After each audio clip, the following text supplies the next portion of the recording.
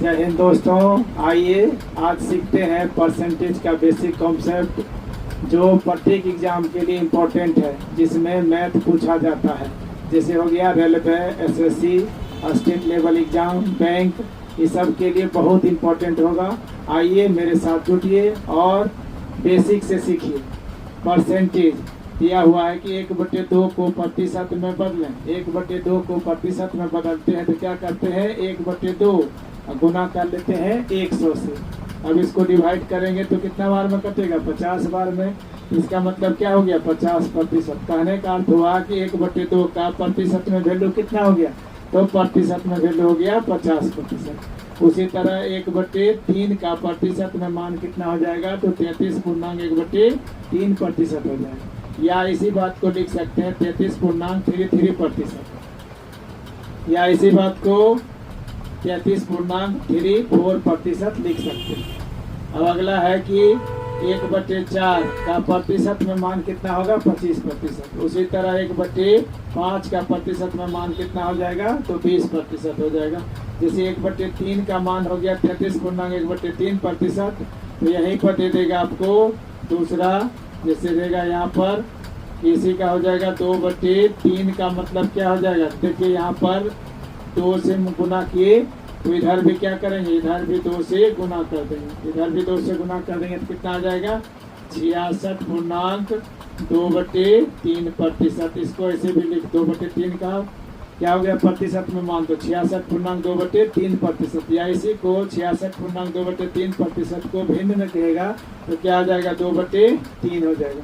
या इसी को आप लिख सकते हैं 66.66%। या इसी बात को आप लिख सकते हैं 66.67%। कुछ भी दिया रहे तीनों में से तो इसका वैल्यू क्या होगा, 2/3 हो जाएगा। उसी तरह अगला है 1/4 का मतलब होता है 25%। तो यहीं पर 1/4 का मतलब हुआ 25, तो 3/4 करेंगे, 3/4 तो इसका वैल्यू कितना आ जाएगा, इधर 3 से गुना किए, इधर भी 3 से गुना कर देंगे, कितना आ जाएगा 75%। तो 3/4 का मतलब क्या हो गया, 75%। उसी तरह 1/5 का मतलब कितना हो गया, 20%।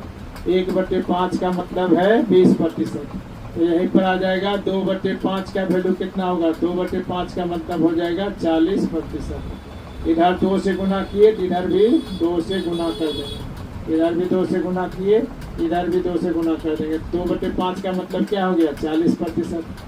उसी तरह 1/6 का मतलब होता है 66, 1/6 का मतलब होता है 16.2/3%। या इसी को दिखा रहेगा 16.66%, उसका भी वैल्यू क्या हो गया, 1/6 ही होगा। उसी तरह 16.6/7% का मतलब क्या हो जाएगा, 1/6 हो जाएगा। अब दिया हुआ 1/7 का मतलब होता है 14.2/7%। देखिए अब अगला है, इसी को या लिख सकते हैं 14.28%। अगला है 1/8 का मतलब हो गया कि 12.1/2%। या इसी बात को लिख सकते हैं 12.50%। देखिए 1/8 का मतलब हुआ 12.5%। तो यहाँ पर लिख सकते हैं 3/8 का मतलब हो जाता है 37.1/2%, या 37 हो जाएगा 50%। अगला है 1/9 का मतलब होता है 11.1/9%। तो 2/9 का मतलब क्या हो जाएगा, 22.2/9%।